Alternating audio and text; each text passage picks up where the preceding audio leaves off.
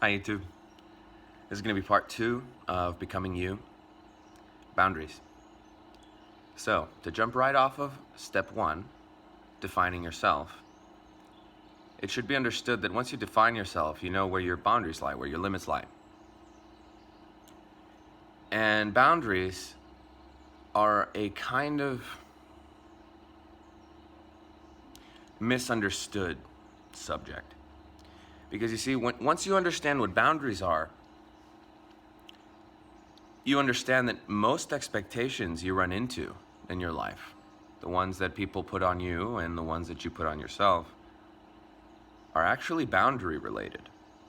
You see, when someone has an expectation of you, or you have an expectation of yourself, for the most part, we understand that as what people are supposed to do, right? But who are we to ever say this is what a person is supposed to do? Now, there are things where a person is supposed to do a certain thing, like in certain parenting styles, and not yelling racial slurs at people, or not attempting to abuse them, or there's many things that people shouldn't do. But there are infinite ways that a person can go about living their own life. So that's why I wish to make the conversation more about boundaries, because boundaries are about what a person is willing to accept. So basically the same thing as an expectation, except kind of backwards. When you establish your boundaries, you're basically telling the world, and I mean really whoever you're explaining your boundaries to, what you're willing to accept, and basically if they don't respond the way you have limited your boundaries, then that's not going to work out. You can go. But at that point, setting your boundaries, also waiting for the plane,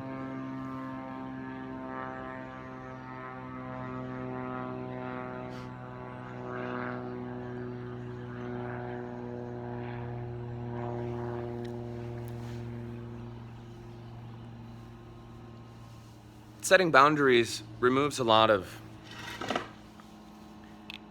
the room for disappointment in a situation.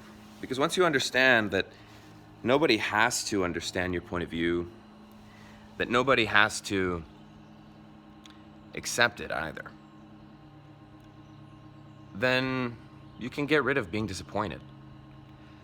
And the biggest issue with expectations is that for the most part, a lot of people will take on the expectations that their peers, their parents have of them, and use them to formulate their own expectations of themselves.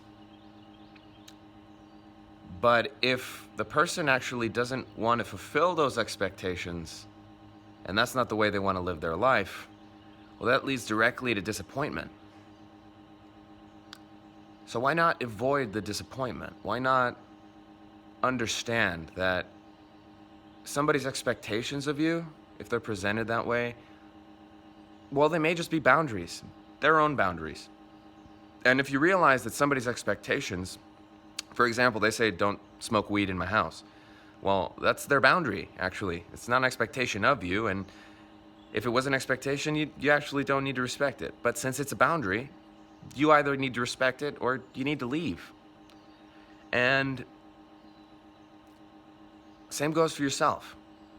If somebody is putting an expectation on you that you realize crosses your own personal boundaries, well, then you understand that that expectation has nothing to do with you and everything to do with them.